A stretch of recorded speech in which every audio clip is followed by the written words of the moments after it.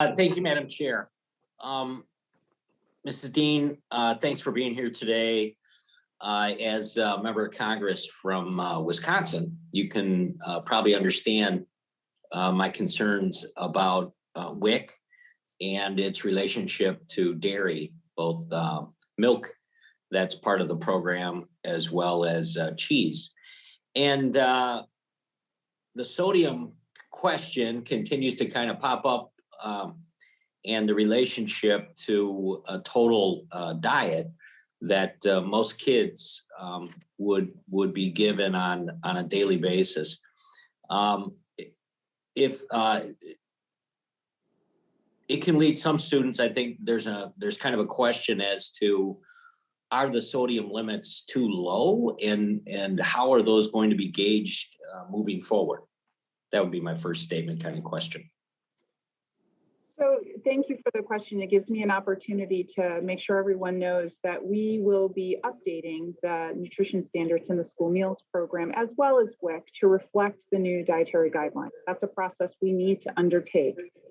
It's also an important opportunity for us to rethink not just what the standards are, but the implementation timelines to get there. What the nutritionists at FNS tell me, this amazing group of people, as well as school food leaders, is that we need good high quality standards that are pushing all of us to advance, but we also need time to get there.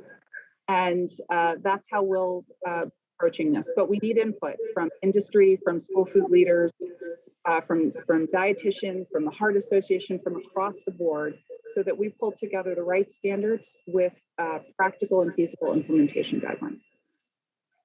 And just to put on your radar screen, I'm sure you're aware of it, but there seems to be questions about the level of the whole grain requirement as well.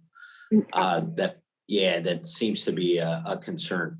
The other thing would be when you're looking at kind of school lunches and the variety, and I know that that Congressman Fulcher brought this up earlier, just the desire of some elementary students to want to have that school lunch every day, and whether or not it's desirable.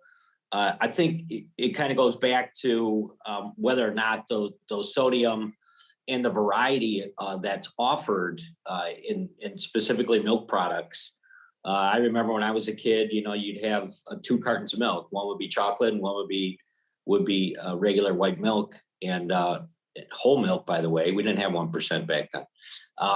But moving forward, I think there's kind of a desire again to make school lunches something that kids really they look forward to, and they want to consume. And I would hope that would be integrated into any of the decisions made with kind of the levels of consideration for all of these items. So.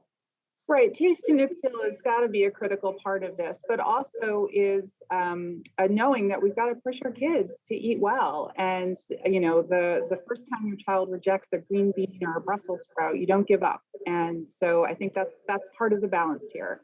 Is taste and appeal, as well as continuing to offer healthy, nutritious food, which will not just affect their health today, but their lifetime.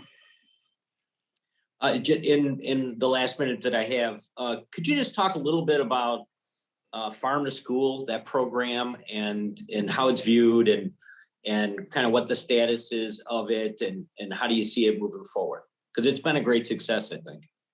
Oh, that's wonderful to hear. Farm to School, I think, is one of our most successful and cherished programs from all corners of the country. It just does such a wonderful job connecting local producers to schools, teaching kids about where their food comes from, helping schools meet their Buy America requirements, and of course, fulfill the nutrition standards with healthy, delicious food.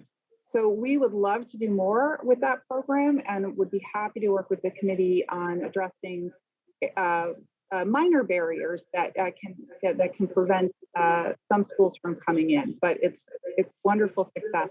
We want to continue to grow it. Thank you, Madam Chair. I yield back. Thank you.